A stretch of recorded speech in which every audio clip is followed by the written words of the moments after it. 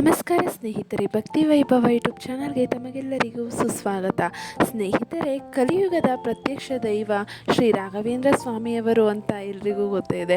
ಕಲಿಯುಗದ ಈ ಪ್ರತ್ಯಕ್ಷ ದೈವದ ರಾಘವೇಂದ್ರ ಸ್ವಾಮಿಯ ಮಹಿಮೆ ಎಂಥದ್ದು, ಹಾಗೆ ರಾಘವೇಂದ್ರ ಸ್ವಾಮಿಯ ಬಗ್ಗೆ ಕೆಲವೊಂದಷ್ಟು ಕುತೂಹಲಕರ ಮಾಹಿತಿಯನ್ನು ನೀವು ವಿಡಿಯೋ ಮೂಲಕ ತಿಳ್ಕೊಬೋದು.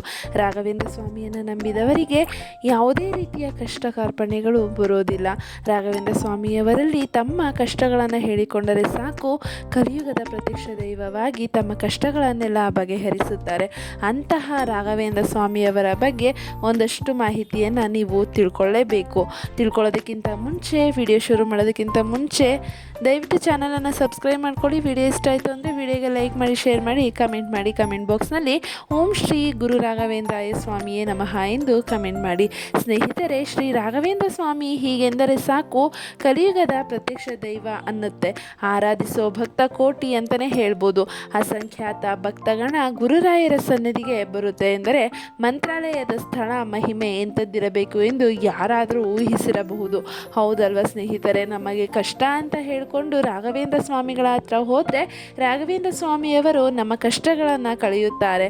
ಇಹ ಪರಹಿತವನ್ನು ಒಳಗೊಂಡ ಮೂರಕ್ಷರದ ಮಹಾನುಭೂತಿ. ಇಂತಹ ಮಹಾನುಭೂತಿಯ ಅನುಭೂತಿ ನಿಮಗೂ ಸಿಗಬೇಕು ಅನ್ನೋದು ಈ ಒಂದು ಉದ್ದೇಶ. ಅಂದರೆ ಭಕ್ತ ಭಗವಂತನ ಮನಸ್ಥಿತಿಗಳನ್ನು ಮನನ ಮಾಡಿಸುವ ವಿಶೇಷ ಕಾರ್ಯಕ್ರಮವೇ ಮಹಿಮೆ ಅಂತಲೇ ಹೇಳ್ಬೋದು.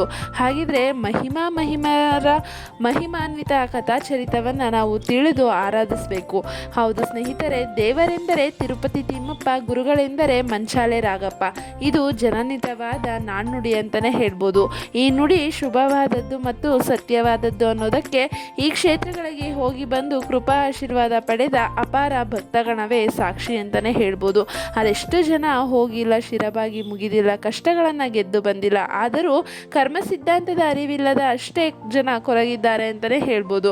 ಬೈದಿದ್ದಾರೆ, ದೂರಿದ್ದಾರೆ. ಇಂತಹ ಅತೃಪ್ತ, ಅಸಮಾಧಾನಿತ ಮನಸ್ಥಿತಿಗಳ ಕಷ್ಟ ಕಾರ್ಪಣ್ಯ ದೂರಾಗಬೇಕು ಎಂದರೆ ಇಂದು ನಾವು ಹೇಳೋಕೆ ಹೊರಟಿರೋ ಅಂತಹ ಈ ಒಂದು ಸತ್ಯ ಸಂಗತಿಯನ್ನು ದಿಗ್ದರ್ಶನ ಮಾಡಿಕೊಳ್ಳೇಬೇಕಾಗತ್ತೆ. ಗುರು ಮಹಿಮಾ ರಾಯರೇ ಕರ್ಮಫಲವನ್ನು ಅನುಭವಿಸಬೇಕಾಯಿತು. ಕಾಡಲು ಬಂದ ದರಿದ್ರ ಲಕ್ಷ್ಮಿ ಗುರುರಾಯರಿಗೆ ಹೇಳಿದ್ದೇನು, ಪ್ರತಿಯಾಗಿ ರಾಯರು ದರಿದ್ರ ಲಕ್ಷ್ಮಿಗೆ ಹೇಳಿದ್ದೇನು, ಎಲ್ಲವನ್ನು ಈ ಒಂದು ವಿಡಿಯೋ ಮೂಲಕ ನೀವು ತಿಳ್ಕೊಬೋದು ಅಂತಲೇ ಹೇಳ್ತಾ ಇದ್ದೀನಿ. ಸ್ನೇಹಿತರೆ, ಕಲಿಯುಗದ ಪ್ರತ್ಯಕ್ಷ ದೈವ ಶ್ರೀ ರಾಘವೇಂದ್ರ ಸ್ವಾಮಿ ಹೀಗೆಂದರೆ ಸಾಕು, ನಾವು ಯಾವಾಗಲೂ ಅಂದ್ಕೊಳ್ಳೋದು ಒಂದೇ, ಕಲಿಯುಗದ ಪ್ರತ್ಯಕ್ಷ ದೈವ ಅಂತ ನಾವು ಅನ್ಕೊತೀವಿ. ಅಸಂಖ್ಯಾತ ಭಕ್ತಗಣ ಗುರುರಾಯರ ಸನ್ನಿಧಿಗೆ ಬರುತ್ತದೆ ಎಂದರೆ ಮಂತ್ರಾಲಯ ಸ್ಥಳ ಮಹಿಮೆ ತುಂಬ ದೊಡ್ಡದಿರುತ್ತೆ ಅಲ್ವಾ? ಯಾರಾದರೂ ನೀವು ಇದೊಂದು ಪವಾಡ ಮಾಡಿದವರೆಲ್ಲ ಮಹಾಮಹಿಮರಾಗಿಲ್ಲ, ಆದರೆ ದೈವಾಂಶ ಸಂಭೂತರಂತೆ ಅವತರಿಸಿ ಜನರ ಕಷ್ಟ ಕಾರ್ಪಣ್ಯಗಳನ್ನು ನೀಗಿದವರನ್ನು ಈ ನೆಲ ಮಹಾಮಹಿಮರೆಂದು ಗುರುತಿಸಿ ಆರಾಧಿಸಿದೆ. ರಾಘವೇಂದ್ರ ಸ್ವಾಮಿಗಳು ಅಕ್ಷರಶಃ ದೈವಾಂಶ ಸಂಭೂತರು ಅಂತಲೇ ಹೇಳ್ಬೋದು. ಅದಕ್ಕೆ ಅವರನ್ನು ಕಲಿಯುಗದ ಕಾಮಧೇನು ಎಂದೇ ಕರೆಯುತ್ತಾರೆ ಅಂತಲೇ ಹೇಳ್ಬೋದು. ಹಾಗೆ ಸ್ನೇಹಿತರೆ, ಬೇಡಿದವರ ಭವಭೂತಿಗಳನ್ನು ಪರಿಹರಿಸೋ ಇಂತಹ ಕಲಿಯುಗ ಕಾಮಧೇನು ಸಹ ನಾನಾ ಕಷ್ಟ ಎದುರಿಸಿದ್ದಾರೆ ಅಂತಲೇ ಹೇಳ್ಬೋದು. ದರಿದ್ರ ಇನ್ನಿಲ್ಲದಂತೆ ಅವರನ್ನು ಕಾಡಿದ್ಯಾಕೆ ಅನ್ನೋದೇ ಒಂದು ಕುತೂಹಲಕಾರಿ ಸತ್ಯ ಸಂಗತಿ ಅಂತಲೇ ಹೇಳ್ಬೋದು. ಈ ಸಂಗತಿ ಅರಿದರೆ ಬದುಕಿನಲ್ಲಿ ಕೊರಗೋರು ಇರೋದಿಲ್ಲ. ನಾನಾ ಪರಿಪಾಟಲು ಪಡುತ್ತಿರುವ ಕಷ್ಟಕ್ಕೆ ಬೆನ್ನು ತೋರಿಸುವುದಿಲ್ಲ. ಈ ಮಹಾಮಹಿಮರ ಕತೆ ತೆರೆದುಕೊಳ್ಳೋದು ತಮಿಳುನಾಡಿನಲ್ಲಿ ಅಂತಲೇ ಹೇಳ್ಬೋದು. ಆಗಿನ ಕುಂಭಕೋಣಂ ಸಂಸ್ಥಾನದ ಭುವನಗಿರಿ ಅನ್ನೋ ಊರಲ್ಲಿ ಶೌತಸ್ಮಾರ್ಥ ಕರ್ಮಾನುಷ್ಕಾರ ಪರರಾದ ಕೃಷ್ಣ ಭಟ್ಟರೆಂಬ ವಿದ್ವಾಂಸರಿರ್ತಾರೆ. ಕರ್ಮನಿರತ ಕೃಷ್ಣ ಭಟ್ಟರು ಉತ್ತಮ ವೈಣಿಕ ವಿದ್ವಾಂಸರಾಗಿರ್ತಾರೆ.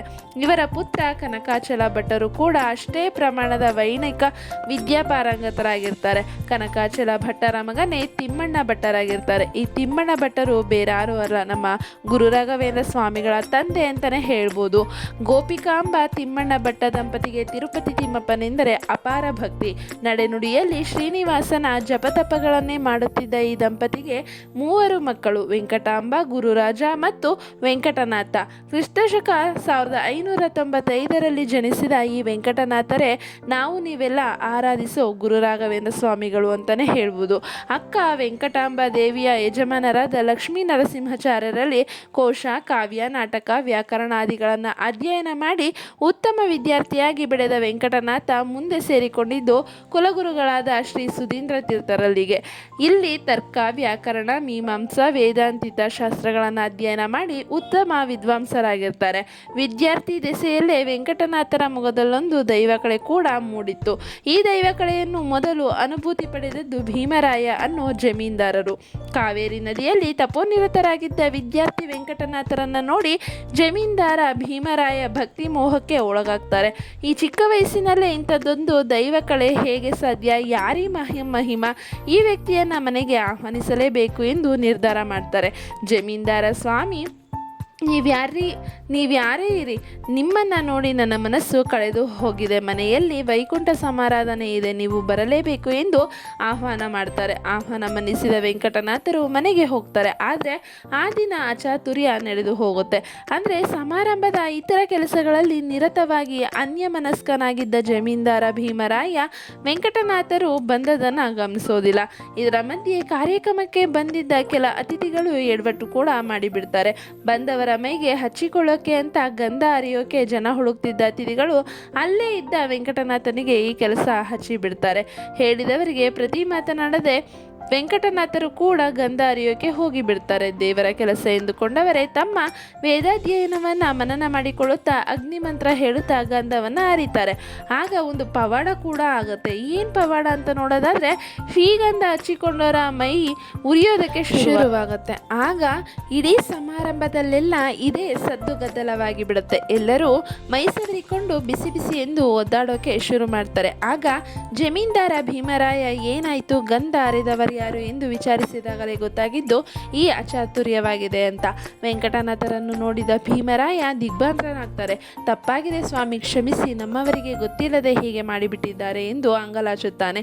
ನನಗೇನು ಬೇಸರವಿಲ್ಲ ಭೀಮರಾಯರೇ ಎಂದ ವೆಂಕಟನಾಥರು, ನನ್ನ ಕೈಲಾದಂತೆ ಈ ಸಮಸ್ಯೆಗೆ ಪರಿಹಾರ ಹುಡುಕುತ್ತೇನೆ ಎಂದವರೇ ವರುಣ ಮಂತ್ರವನ್ನು ಜಪಿಸ್ತಾರೆ. ವರುಣ ಮಂತ್ರದೊಂದಿಗೆ ಯಾರಿದ ಗಂಧ ಹಚ್ಚಿಕೊಂಡ ಕೂಡಲೇ ಎಲ್ಲರ ಮೈ ಉರಿ ಕಡಿಮೆ ಆಗುತ್ತೆ.